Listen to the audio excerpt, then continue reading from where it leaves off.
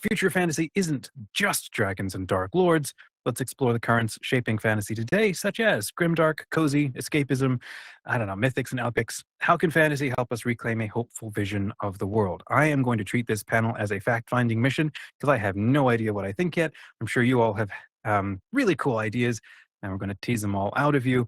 Let's just go around very briefly. I'm going to call in your name and describe a little bit about what you do and why this topic is interesting to you.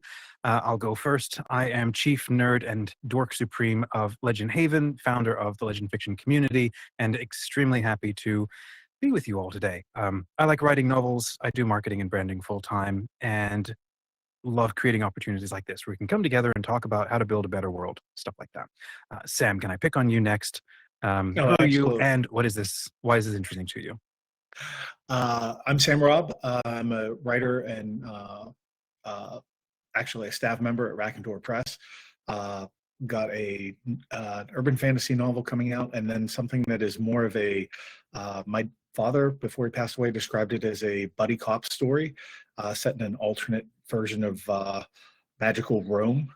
So I like fantasy, and this is fascinating talking about all the different ways that things are going and all the different things that are coming out of people's imagination. You said buddy cop in magical Rome? It's like, kind of, yeah. Take my money. Okay. That sounds cool. Okay. Gabby, if you would, what's your pitch? Yeah. So I am secretly a changeling. Don't tell anybody that. They all think I'm a vampire. But yeah, I enjoy fiction. Wow. Sorry. Again, I crawled out of bed like 15 minutes ago. It's going to take a second for the gears to get turning. I love fantasy. That's my wheelhouse. That's my niche. That's what I write. I myself write dark fantasy and fantasy thrillers. That's the one that I'm coming out with now. But reading wise, I just devour and research and pick apart all kinds of fantasy, cozy fantasy, grim, dark, epic, all that kind of stuff. So I'm very excited for this because fantasy is always changing, and it's changing like per year. Like every year there's something new, there's a new trend, there's a new something. So I'm very excited for this discussion. Thank you. Declan, good to have you with us. First time here at the con. I just interviewed you on the channel, which is cool. So who is Declan in 30 seconds? Oh, good God. Only 30. Okay. Yeah, I am the published author of... Yes, I have published about 45 books. I will write anything that's not nailed down. About half of my oeuvre is urban fantasy. So, of course, the last thing that came out on Friday is military science fiction. So, yes, about 10 years ago, I was writing Catholic vampires. I hear it's cool again. Who knew? So, but that's a 9-book series. My Saint Tommy NYPD, which is kind of horror, is 12-book series. They're all complete series. So I don't have that. I don't have that problem of certain authors. Any day we can throw a dig at George R.R. Martin is a good. Oh, he's not the only one, but we can get into that. All right, and Susanna. I write under the pen name S.L. Linten. I am a speculative fiction author, so that means I write everything from sci-fi to fantasy to horror, some paranormal stuff. I write short fiction on my Substack, theforgottenlibrary.substack.com, where I say I write fiction at odd angles. Everything has a weird little twist to it, and darkness tends to be right around the corner. I don't have any novels out right now, unfortunately. I do have a short story in a Raconteur Press book called Weird West Rawhide Revenants. So that's my Nice. feel. There you go. This is going to be a crazy conversation. I can't wait to see where all this goes. What a panel. Alrighty. So let's start with the first kind of question. We'll go around the room and then each can react to it. Maybe everybody, let's plan to go for about a minute, 2 minutes, sharing your thoughts. Unless you absolutely have to go longer, then please do. But let's say, plan for a minute, 2 minutes, and then we'll just go around and everybody can react to that, and then we'll pick on the next person. So Sam, I'd like to... I will do the hammer. I'll start with you, Sam. How as with all of the work that you've been doing with Rack Press and all of the stories and anthologies and the ton of authors you're, I'm sure, paying attention to, a lot of trends, shifting landscape. And as I think I heard in one of your panels yesterday, you're trying to create stuff that people want to read. You're not just trying to create stuff that you just think needs to be out there or push an agenda. You're like, you poll the audience, they want cool stuff, we'll give them cool stuff. And so stuff, though, keeps evolving and shifting because there's lots of things going on. How have you seen fantasy changed, perhaps over the last decade? And then do you have any sense of how it's changing next? What are you looking ahead towards? How fantasy has changed over the last decade. The big, the 250-pound gorilla in the room is Romantasy. There is no denying that for whatever reason, the merging of fantasy and romance took off. My daughter is, I a lot of times she'll get a book in, and I'm like, oh, forgive me, is that your elf smut? Right? Is that what you're? And I'd say about half the time she's like, yeah, it's romance, right? But which is interesting to me because there's some differences between I think fundamentally what men and women want from romance, but that kind of tells me that what was being written prior to that probably was not satisfying the female readers in terms of what they were looking for in a romance subplot. So they kind of went off and said, okay, we'll do it ourselves, which is interesting to me because I think that I know for myself, I have a hard time writing something that doesn't include at least some sort of even if it's just very subtle, some sort of romance, because when you're talking about men and women, especially men and women in a stressful situation, you throw them into war, you throw them into demons eating your face, whatever. Bonding tends to happen, and romance tends to happen. You tend to learn to rely on people and to put your faith and trust in them. So I would say Romantasy, the big one. The trend that I'm kind of seeing now that pushes back on that a little bit is not like, oh, we need to get romance out of fantasy, but that we need to do a better job of doing what we do and have a more full, instead of just talking about King Arthur's trials with taking over the kingdom, he's also got issues with Guinevere going on. Let's see a little bit of his entire life as opposed to just one slice of it. That's good. Before I ask everybody else the same question, we'll just go around briefly. Anybody have a thought to follow up to what Sam said? Gabby, go ahead. Yeah, so you were just talking about like the progression of Romantasy, and I'm going to blame two things.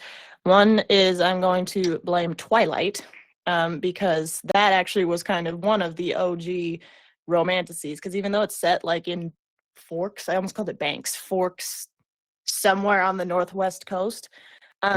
It's vampires, so it's still fantasy, and it's that romance that just everybody fell in love with. And then after that, I'm going to take a second blame, and that's going to be ACOTAR, Court of Thorns and Roses. Now, Throne of Glass was before that, and that also is a romantasy, and lots of people were in love with that.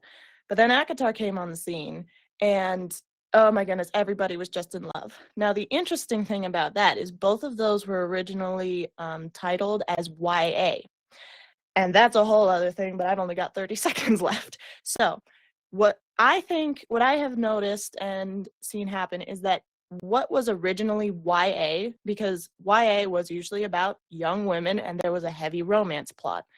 But here's the thing, more women started reading, more women, grown women, started being the one buying books, including those YA ones. So instead of labeling it as young adult, since most of it was actually going to grown women who had the spare money to buy books anyway, and they were the ones that were doing most of the reading, they were like, oh, well, let's just make this its own category. So then Fourth Wing swoops in, and I'm sure there was something before that, but Fourth Wing was like the Planetfall.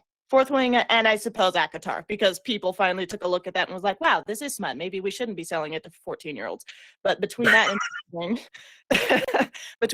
Fourth Wing, then they were like, hang on, this has its own potential as its own thing without sounding like it's young. So they just moved it right on over. So it's kind of as a progression from it just being YA to more women and young women buying books to then it being its own genre for this primary audience. Thank you. Declan. Or, yeah, Declan and then Suzanne. No, Susan, go first. Okay, Oh, Suzanne, okay. please. Well, I think I'm a big believer that fiction is a reflection of the age in which it's written, zeitgeist, if you will. And I think the reason why we're seeing such a rise in romantasy, and might be a tiny bit of a hot take, I think it has to do with the drop in real masculinity. I think women are discovering within themselves a deep, deep desire where they want to be pursued. They want to be wanted. They want to be fought for. That, there's a reason why chivalry and chivalric romance was a big thing way back when. And I think that romantasy is reflecting that thirst and that desire to have the hero with the sword, the hero who is strong, the hero who isn't afraid to be himself and knock down the castle towers, to come and swoop the maiden off her feet. And I know that would probably make certain feminists go, no, that's not it at all. I'm a big, strong woman and I can do everything myself. Ha, ha. Well, yes, Dumpling, but you still want the hero to sweep you off your feet when you fall trying to wield that big sword. So yeah, I think that has a lot to do with it. I like that And I take. agree with Declan, and then what Gabby. Captain says in the chat. Well, I'm the more cynical bugger. 25 years ago, Laurel K. Hamilton had a fairly decent urban fantasy series, and her publisher, I have been told, twisted her arm, and the series became pornography, and only then did it get pushed to the front of the shelves. Only then did it go into hardcover. Only then did it become a New York Times bestseller. So how much of this is we're following trends, we're following what sells, versus this is what the publisher is going to push. And oh, look, you can probably find a few articles on how much of the publishing industry has become females of a certain age. And I won't even go into the content of some of the romantasy because, well, I probably can't use that language on a Sunday morning. But let's just say, given some of the covers, it's less chivalry and masculinity and more bestiality from what I've seen. And my minute is up. Gabby, you had a follow-up? Yes, so you were talking about the chivalrous men, and I agree with you because we are all over Bookstagram. All we talk about is our book boyfriends. So I got a follow-up question for you.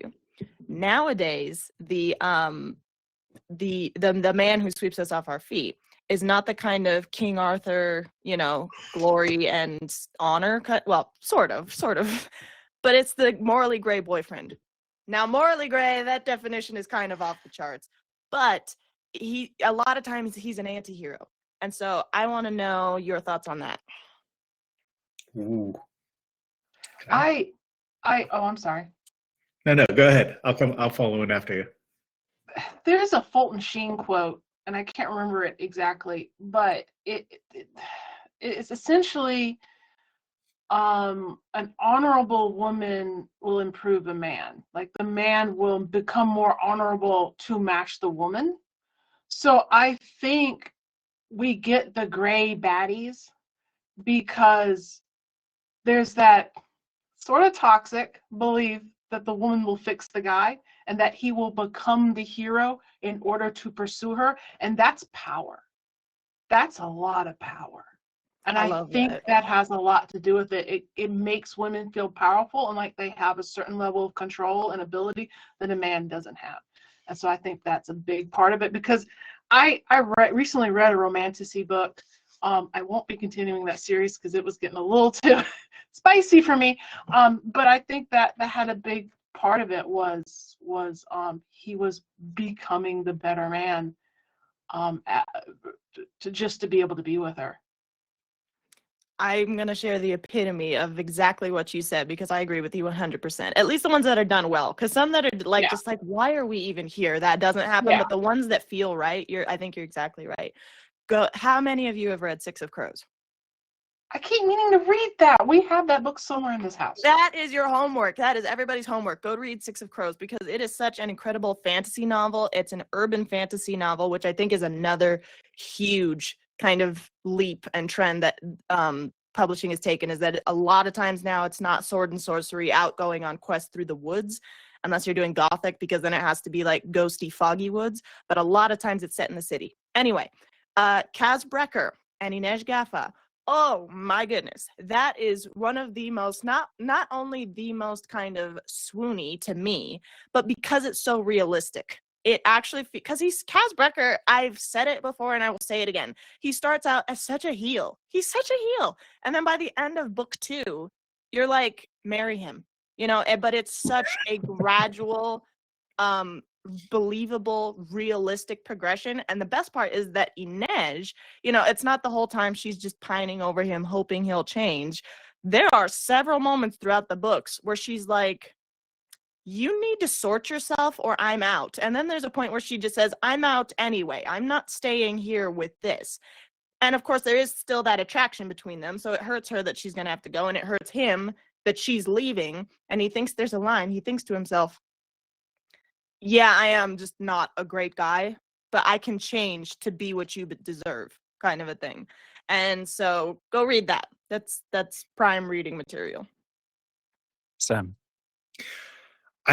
Your comment about the morally gray character, that's one instance where I think Romantasy is actually kind of surfing on the edge of a bigger trend that I think you're going to start to see, because people want heroes. They're kind of tired of, and I mean there are things like cozy that gives you a nice cozy fantasy, gives you a nice little, hey, here's a comfortable story, just like cozy mysteries, right? Nothing too scary, nothing too weird, but a little escape from reality. But you have people who want a character who is willing, whether you're talking about romance, right? And when you're talking about romance, I want a guy who's willing to go to great lengths for me. He's willing to do what he needs to in order to win me over. More in terms of the culture, I think we've got people who are looking for, hey, I want a story about someone who's going to get things done. Whether or not that's he might not be a good guy, but he is willing to go do what needs to be done to make his community safe, to win the heart of the woman, to keep his family intact, right? Someone who's willing, maybe is willing to cross some lines or bounce back and forth across a line. And I think that's more of a, not just a romantasy thing or a romance thing. That is more of a zeitgeist thing where you're seeing that more and more. Yeah, these are great comments. A couple of thoughts that come to my mind, if I can. One is, I think you remember Jordan Peterson. I love how he talks about the psyche of men, psyche of women, and how we're orienting ourselves in the world and trying to get stuff done. And he talks about, as was mentioned already in this panel, a lot of guy stories are about conquering the world. How do I make the world safe? How do I make the world a reflection of what I want to see in it? And how do I get rid of all the things that shouldn't be there? Orcs, whatever, neighbors. Whereas a bigger, girl next door, obviously I want her in my world, and now I'm at the top. I've made it. I'm a successful contributor to my life and the human family, something like that, for Frodo. And whereas women, a lot of them will want some of the same things, but Peterson I think he makes one point that women engage with the world very differently to the way men do, and most men have absolutely no idea how that works. Women liked the idea, I think, as Susanna said, they like the idea of being able to conquer a man, to be able to conquer the monster, to convert him. Because if that can be solved, if that problem can be solved, and that safety can be like anchored down, you now have a shield and a barrier between you and the rest of the world that allows you to be who you truly want to be deep down, but the world maybe doesn't allow you to. And so riffing on what Sam was saying and what Declan was pointing out, that there is a crisis of masculinity in our culture. That's a whole nother question. And we're not seeing the kind of men that we can trust and confide in and have confidence in. So I think that there is a very real need that is a good thing, the female conquest or pursuit of the divine masculine, for example, but that's being co-opted by these publishers. And I think somebody said it was things are being pushed rather than just being meeting a market need. I've got a cynical take on that as well. We look at masculine content and how things like porn is used and introduced into almost everything. Why? Because it's a form of literary crack. It's a form of addiction. And I think we can see the same thing. It's being introduced in women's literature as a form of co-opting a good desire, a good thing, because it is a true and valuable thing that if a woman, and they've done it over and over, again, throughout history, it's like a human thing to be able to be the thing that inspires someone to become something great. That's a good desire. It can be dangerous. You can lose yourself, like you can argue what happens in Twilight. You can lose yourself in a completely silly, horrible situation. But I think it can be a good desire. It's just a matter about how it's handled.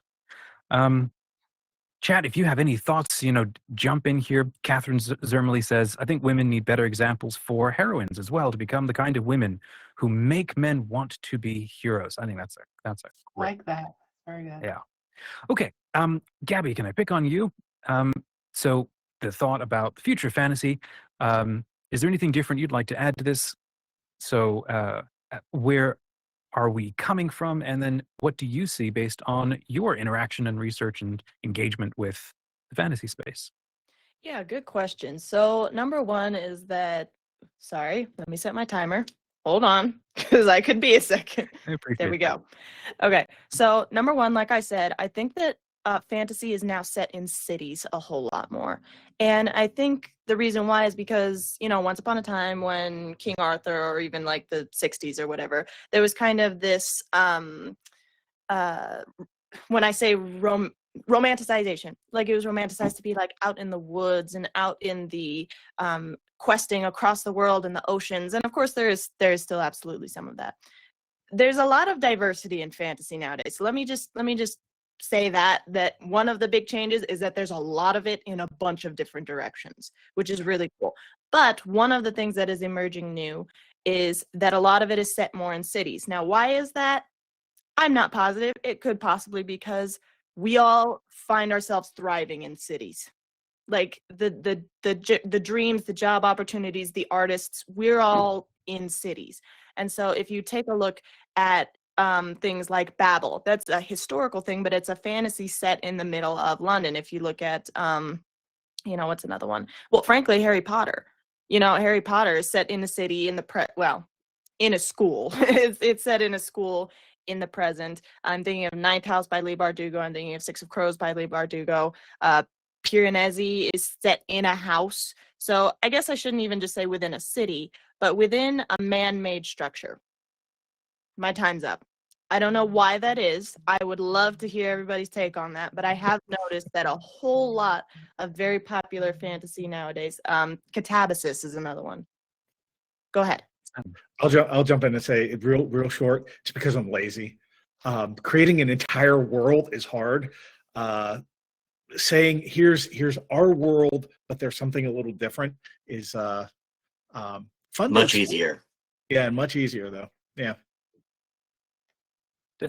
Declan and then Susanna. Oh, okay, fine. Also, still publishing is an industry. Harry Dresden, kind of popular, or at least he was till he fell off the wagon for a little bit. Long story. Harry Dresden, there was this thing called Buffy a few years ago. It was big for a bit. Again, Laurel K. Hamilton has been kicking around a while.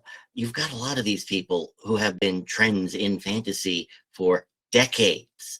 Even, you want to go back to Romantasy for a bit, Sherilyn Kenyon, who's been, blowing up New Orleans for 30 years, give or take. Maybe 40, I've lost count. But these aren't new, but yeah, not to mention, one, it's easier. Two, secret histories are much easier. As a guy with a history degree, trust me, I know. And yeah, it's going to be a lot easier for a lot of publishers to be able to reconcile more with, identify more with, oh, this takes place in X city. It's going to be easier for them to identify with than, say, The Witcher.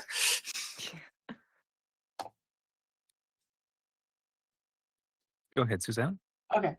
I actually want to point out that there's something a little bit also trending that's the opposite. I noticed I'm not an expert at cozy fantasy, though I am dipping my toe in it in my short stories here and there. But what I've noticed with cozy fantasy is a lot of it takes place maybe small towns, but also rural settings.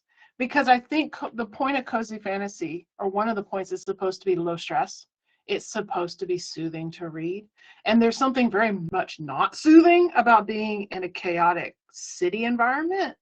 So while I think cities are easier to write in, or can be, and I think a lot of people, we're more urbanized now than we used to be.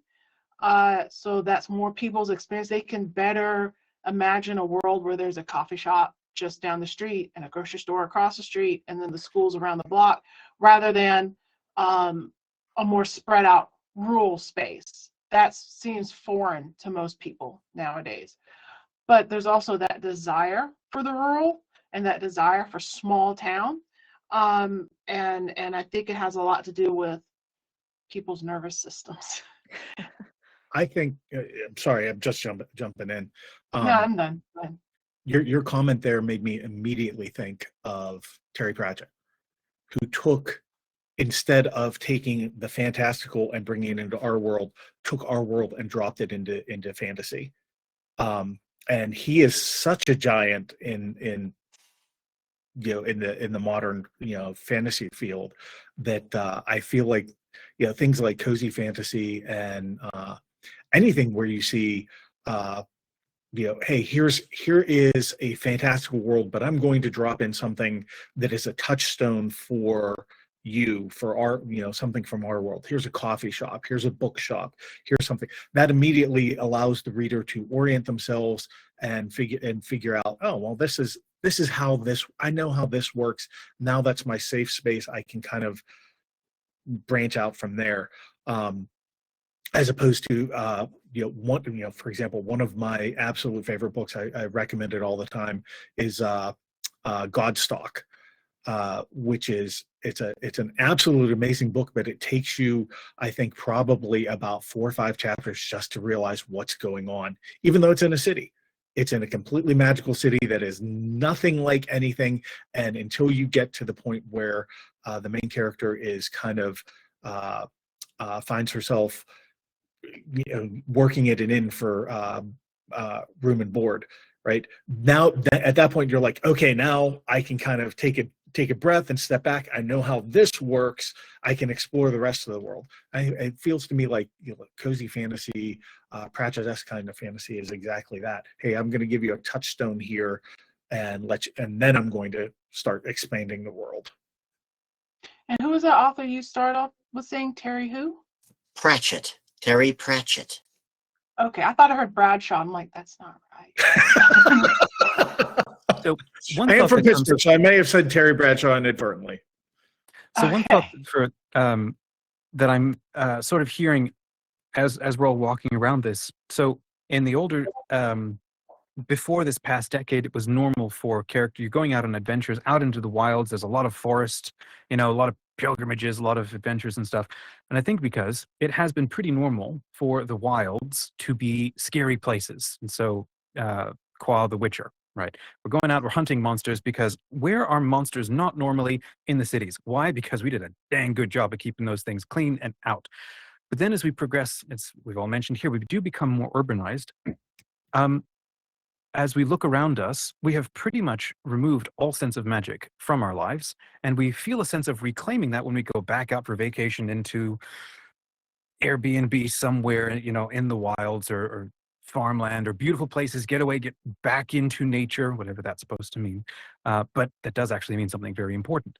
There isn't a lot of nature in the way that we construct our lives normally. So taking this sort of reinsertion of the danger of the wilds back into our normal day. It's a bit like we were talking yesterday.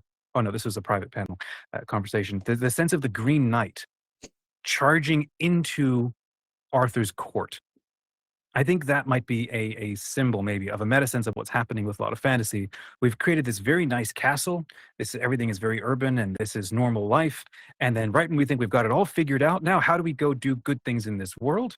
In comes the Green Knight, everything wild and scary about the natural world and pagan gods and so on, going, hey, you have completely sidelined us from your experience of what it means to be human and in this world. Put it back in. And I'll give you a year to get it figured out before I come for you. That's one thing that I'm hearing or seeing happening is, as was mentioned, Dresden Files and, your latest book, Sam, on sigils, which is so fun. Everybody get a copy of that. I burned through that in like a day and a half. This sense of like graffiti was such a cool premise. These graffiti around the city are portals for Fae breaking back in unless you can sign and seal them back up again. It was such a cool premise. I love that. That's that kind of urban fantasy. It's like everything that we thought was gone. If you're not careful, comes back. And I think that's probably a very good attitude to take towards the world in general. I think that's one reason why it's reemerging, partly because it's probably happening a bit in reality, but also it needs to be part of our mental furniture as well. Okay, anybody have any further thoughts on that before I pick on Declan? And we'll pick on Declan. All right, sir, your sense of where we've been for the last 10 years and where you think it's going, good or bad. Well, I think, at least I hope, we're turning away from some of the realistic fantasy, which is what, fans of Game of Thrones like to say, oh, it's more real. It is more surreal than anything else, especially since in reality, you have a sense of hope. You also have colors, unlike the sepia gray and snow that Martin does. Also, I can help it. yeah, and not to mention, there are a lot of readers pulling away from the more epic, multi-book arcs because how many people even want to get into, sweeping epic fantasy? To which the response is, yeah, and you're going to finish it. Between, what was it, Rothfuss or Tomlinson, maybe both, Martin, obviously. There are a lot of, we're going to do epic fantasy. No, you're not. You're going to stop after you get your money, and you're going to burn everybody who was a fan of yours. So hopefully, I see a lot of people going away from that. A lot of readers are entering into fantasy series with a lot of skepticism.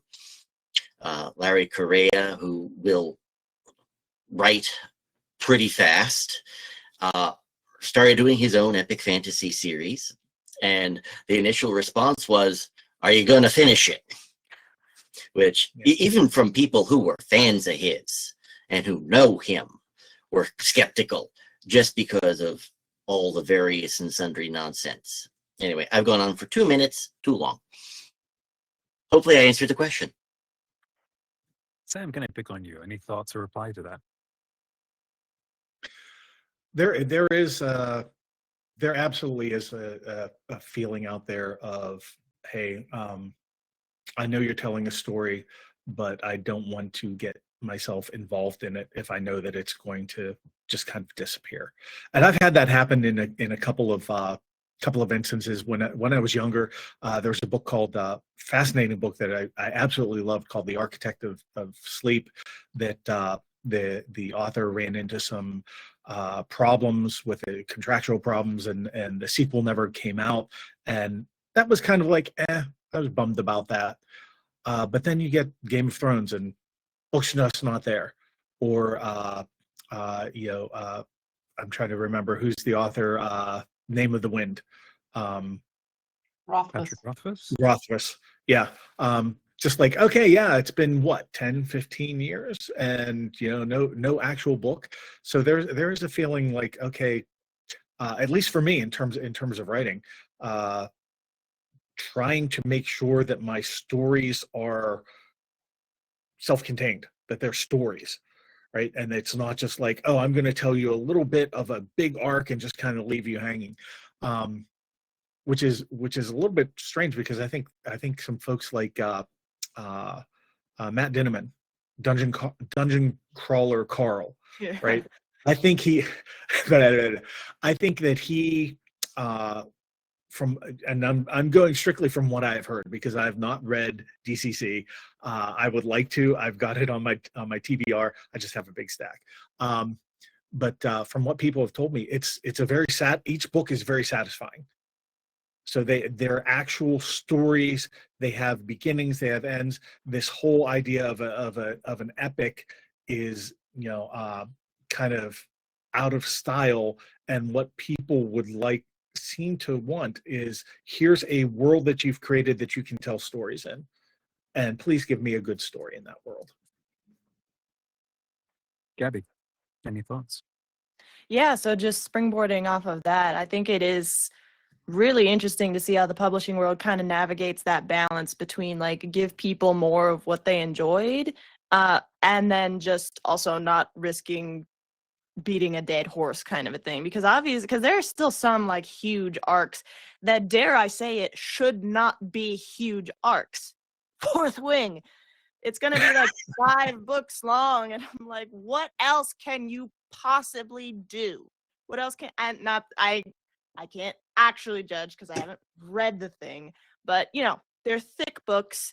ACOTAR is getting a 6th book, so there is still somewhat of a market for a series, but I have been noticing that this market for series is mostly for the runaway authors. The ones that have people know that they're going to buy their books just because the name's on it.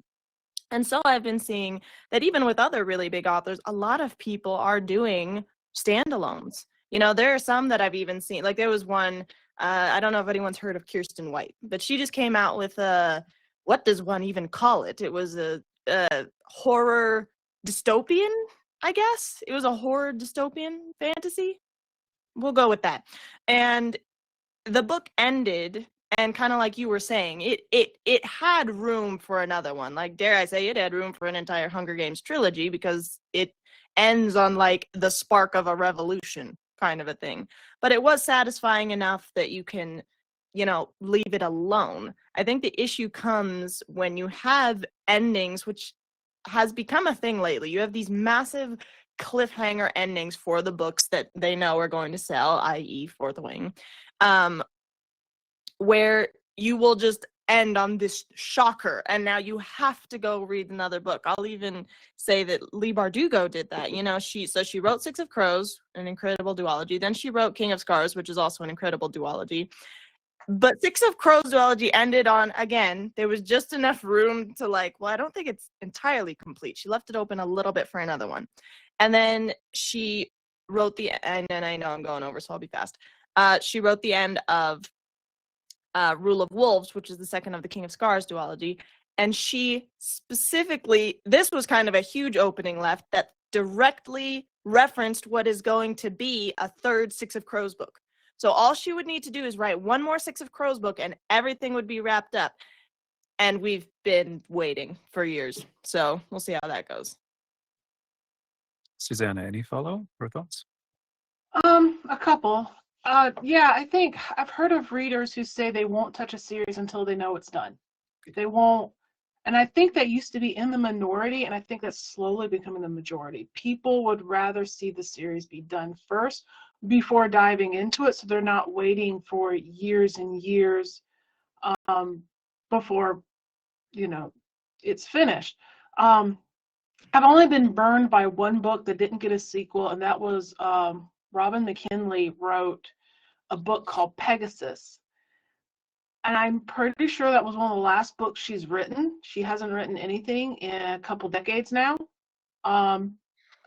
Eben, the sequel, was up and was supposed to have been published the following year that Pegasus came out, and then it disappeared with no explanation. McKinley is famous for saying that she only writes what her story council gives her.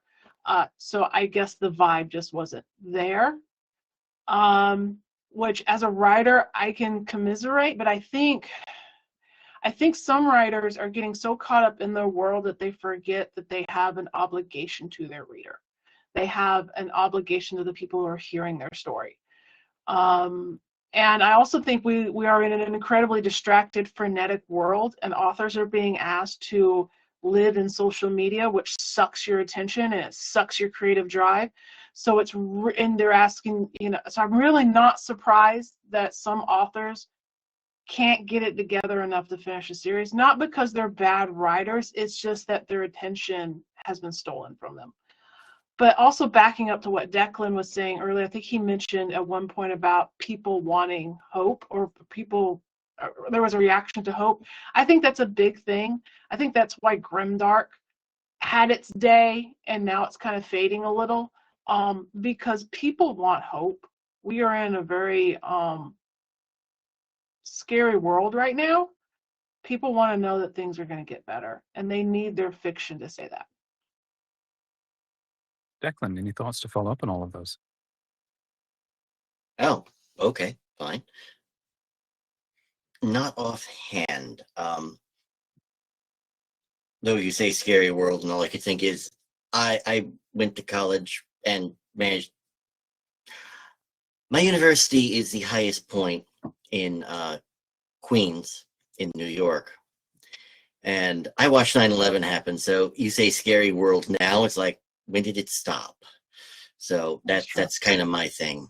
But no, after a while, hopeless fiction, grimdark fiction is just, I'm sorry, it is now so depressing it is absurd. So that's why I think Grimdark had its day. Hell, the series, the TV show called Grimm was less grimdark than most fiction nowadays. Grimm, like the one, like the police show with the brothers Grimm. Yeah. Yeah, it was basically Buffy as police procedural. Yeah. And if I was going to save this for the end, but if we want to see how trends are going, the Daily Wire of all places is releasing a series of movies based off of Stephen Lawhead's Pendragon cycle. So we started with, well, we're not doing Arthurian anymore. Well, Arthurian seems to be coming back. So, but we'll see exactly how well it does in the market. It's a niche audience with a specific streaming service. And let's face it, Netflix could only be as big as it was because it didn't have competition. Now it's up in the air. I remember when Netflix was just a DVD service. The good old days. Susanna, can I pick on you for your sense of where things are and where they're going? So I'm not as clued into modern fantasy as I used to be, because I have been so often disappointed by it. I've been finding myself reading more older fantasy, if I read any fantasy at all lately. I've also just been very omnivorous in my reading of late. What's been disappointing me about it is the morality that I see in modern fiction, at least the mainstream modern fiction, has left something to be desired. A lot of it's self-centered. A lot of it is, this is what I want and this is what I'm going to pursue, consequences be damned. And I just don't like that. But I think we're going to start seeing a shift. So whenever I see there's a shift in like our politics or in our how we talk about ourselves in culture or social media, that signals to me that we're going to start seeing a shift in fiction. And there might be a bit of delay because it takes a bit for the fiction to come out. But I think we're going to start seeing a shift more towards a different set of morals that's more focused on the common good and more focused on self-improvement towards an objective truth. I think we've been wallowing in subjectivity a little too long, and I think we're going to start seeing a shift towards that objectivity, which might be why King Arthur's coming back. Because King Arthur was how he was, not because of his own personal moral code, but because of a code imposed by him by society and his culture. That's an interesting take, Sam. What do you think? Actually, I'm trying to remember where I heard this yesterday, here at Legend Haven. But the comment was talking about morally gray characters, and someone said, and I've been thinking about this for all day, basically since then, coming back to it from different angles, that people like to depict the world as being, as shades of gray. But their comment was that the world is black and white. It's people who are shades of gray.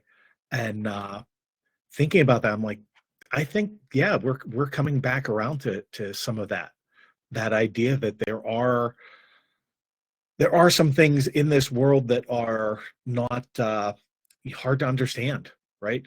That you defend the innocent, that children are to be protected, that this relative morality, idea of relative morality, and while it's attractive at first, ends up taking you down some very dark paths. I think people are starting to, maybe not as a whole, but within pockets within society, within our society, starting to come around to that idea that hey, this has not been good for us.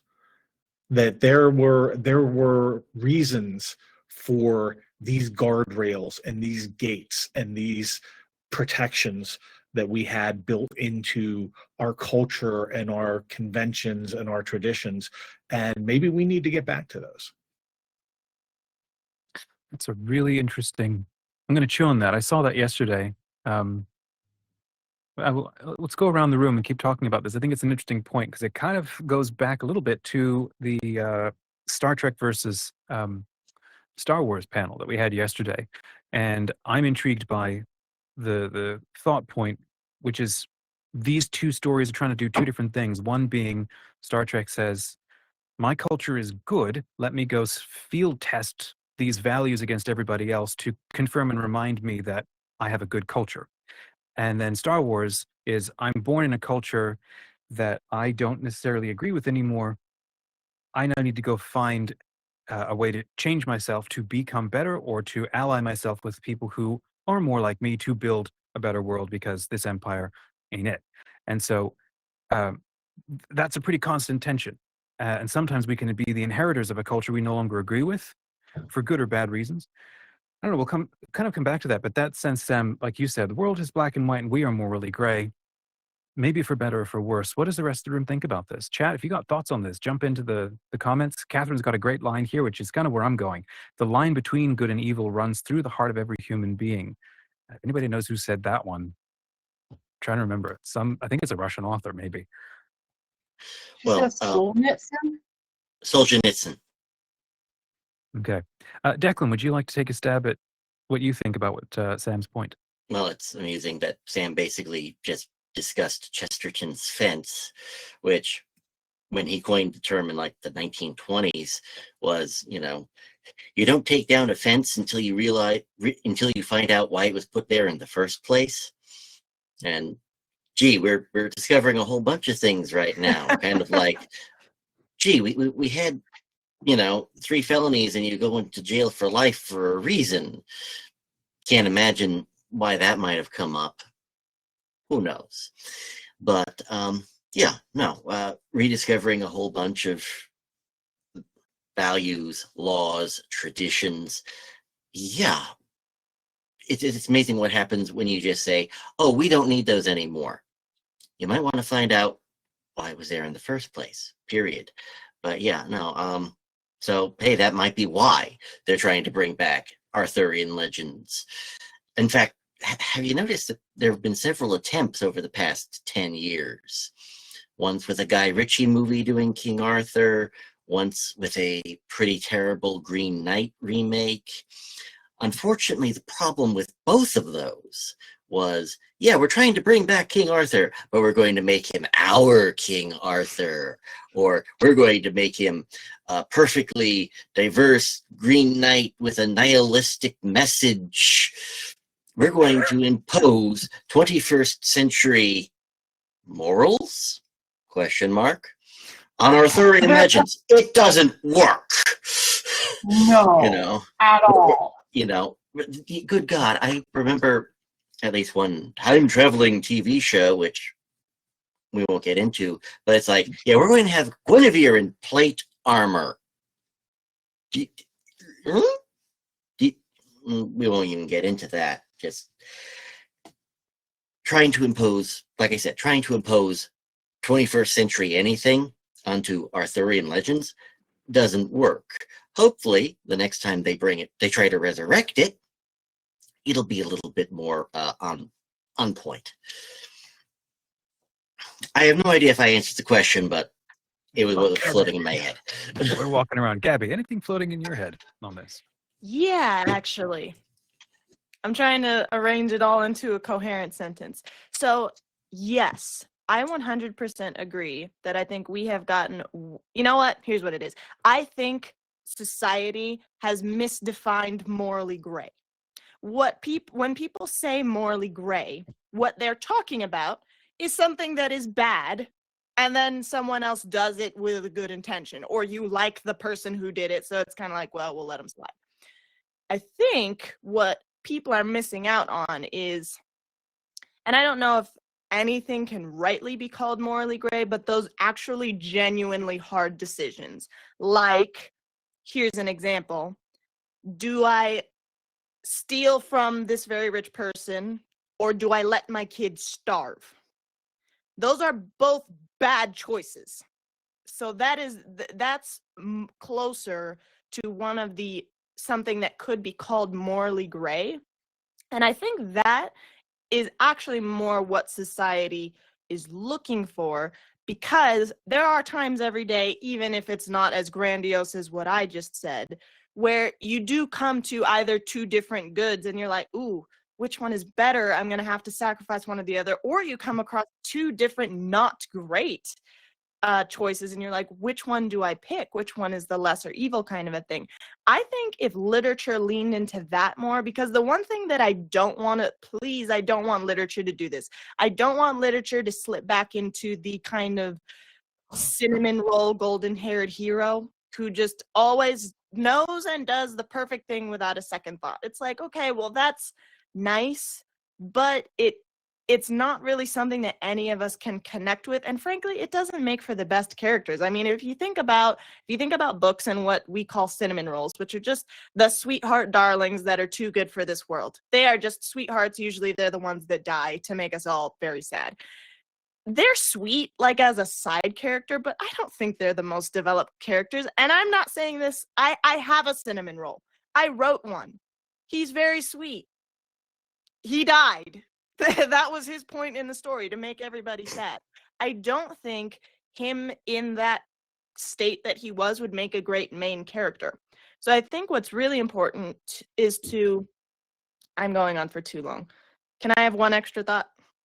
Okay, Yeah. So like I said, I think it's important to discuss kind of like the back and forth that you have to do with this world, discerning, which is the better of two goods or which is the less of two evils kind of a thing. I think that's very important to be connected.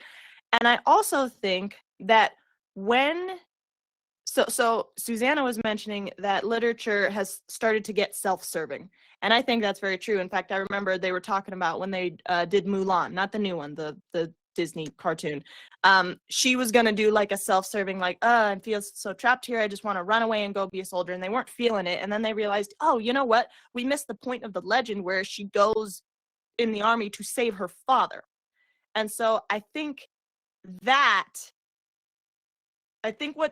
what's striking about that, and even say something like the Hunger Games, is that yes, she does wind up saving all of China. Yes, she does wind up freeing Pan Am from, this through this revolution and freeing them from the dictator kind of a thing. But that's not how it starts. It starts because she wants to save her father. She wants to save her little sister.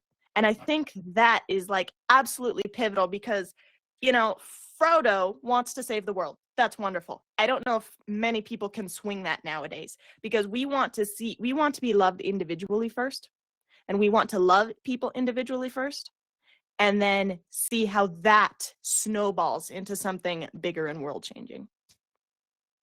Susanna, do you have a thought on that? For briefly, we have to wrap up this panel. This is excellent. Any closing thoughts? I really like what Gabby said about us getting away from the self-serving and people reaching for causes outside of themselves. Because I feel like there's a lot of pressure on me to say something interesting since this is like the end of the panel. No, And my I've got a brain's gone follow-up as blank. well, so no pressure if you don't have one. It's okay. I think everybody's made some really great points about how we're starting to turn toward here's the thought. Everybody in day-to-day life, I think nowadays feel like they're having to choose between two evils, you know, depending on where you sit in your life. You know, I was thinking about yesterday when I was grocery shopping, and I always forget my reusable bags, so I inevitably come home with a whole bunch of plastic bags that I have to stick in the trash because you can't recycle them. And I'm thought to myself, this is probably going to end up in the ocean, more than likely. And I felt kind of bad about it. And it's not really big, and it's not really, you know, world shaking. I threw them in the trash and forgot about it until just now. But I think a lot of people in small moments feel like that because there's such an emphasis on the environment right now. They're having to like, do I exist or do I hurt the world kind of thing. And I think we might start seeing stuff like that reflected more in literature as we move forward. If that made any sense at all. I think it did, and thank you for making it, because my point actually riffs on that or builds on that a little bit. So I'll try to take about a minute and then we'll wrap, because we all have to head off into the expo for other things that are going on. So, okay. A sense that I have about fantasy is, as it became more popular in the market, publishers kind of got stuck in a situation of, do we serve artists, for example, do we platform artists as champions, you know, semi-prophetic champions of truth and goodness and beauty, something like that? Frankly, very few publishers ever function that way. Or do we create stuff that is going to sell, which is obviously how most of them do. And as people, more and more people start buying stuff, I think we saw the quality of the fiction, of course, you know, go down. The demands on the readers go down. We just start creating stuff that's going to sell and keep selling and keep buying over and over. So therefore, let's not challenge our audience too much, because challenging is scary. Challenging into, you know, spiritual ascent, or challenging your frame of reference. Like somebody says, people don't like being poked in their axioms too often. It's a scary thing. So what I do think, though, is happening, it's also been mentioned on this panel, is the trending sort of reading age of this particular genre of fantasy is getting older. Whereas in the past, older people would read autobiographies, philosophical tracts, you know, they were a little more academic, or a little more, their inner lives were a little more developed. And so they would turn to these more heady, you know, spiritually deep places. Well, those people are now turning to fantasy and more pop culture themes. And so these areas are reimagining how to start sharing and challenging people through, you know, under the guise and glamour of epic world building and stuff like that. Where I'm going with this is, as older people start getting into these spaces, we're trying to now mature the market and start tackling deeper, you know, and themes. And that's why we went into the whole Grimdark thing, because when you have a nihilistic culture like most of us live in but don't really want to admit, our stories try to model that, and then we look at it and realize, well, heck, I don't want to live in that world anymore either. And so then that sort of flounders in the market, and Martin can't finish what he's started. There's a novel that, okay, where I'm going with this is, a lot of fiction has remained very simple and simplistic because it was, as Tolkien argued 100 years ago, sidelined into the nursery along with the fairy tales. It's for kids. It's not really meant to be very serious. Well, what's fascinating to me is that, like, I don't know, 600 years, 1,000 years ago, I don't remember what it was. The Chanson de Roland was an epic tale told about a knight at war with the Muslims during the, I don't know, maybe the Crusades or something. And what's fascinating about this book is you get to the end, you realize, oh my gosh, this thing is it's a challenge to the entire knightly code of conduct and how people oriented themselves as this is what it means to be good in the world. And the first half of the book is like, here's what it means to be good. We kill everybody we hate. And no, you know, a good enemy is a dead enemy. And honor and glory is what you do to be a good knight. And then he ends up, like Shakespeare said, seeking glory or the bubble reputation, even in the cannon's mouth. And Roland grabs his Sam and they head off into some little Thermopylae of a valley, and they end up getting completely surrounded, and there's no help to be called. And at this point, he realizes, I really crapped this situation. I did nothing honorable here. We're now dead to no avail. And then his servant goes, well, now is the time when we need to be brave. Yes, you did crap the bed. Now we've got to go out like men and do the best that we can. And Roland realizes, I had gone about this wrong. In a time when, if you think of how the Iliad is written, every hero is like, I want to be on the front line to cover myself in martial glory and battle, and like, I want to be the first in everything. How many can I take out maybe before I go?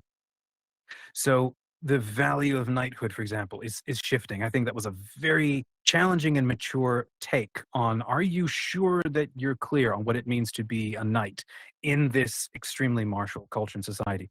I see that happening today now as well. As we emerge out of some of the Grimdark stuff, we start challenging, it's not being done well, obviously, but there's a maturing of the discussion. There's a series I'm watching right now that I'm really enjoying called House of Guinness.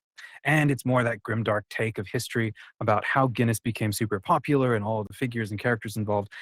And what you see is this sense of trying to be a discerning adult. This is riffing on I think, Gabby's point.